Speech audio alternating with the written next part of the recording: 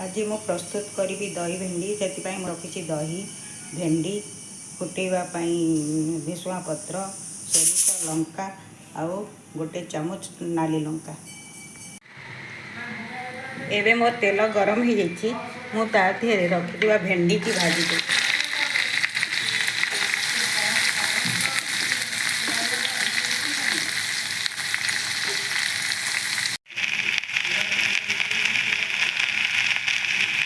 मुझे हलदी पकईदेवी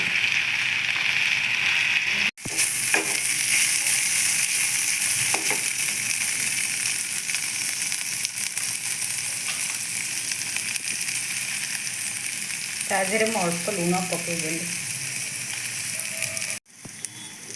देखु एबे मोर भेंडी भजा प्रस्तुत हो जाइए।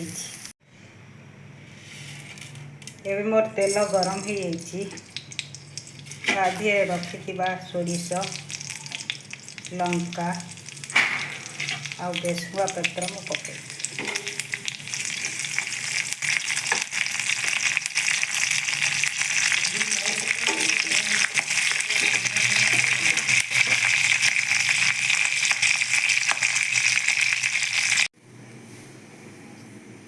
देखु एबे मोर फुटण फुटी जाइए मु रखि भेंडी को तादेह पकईदे।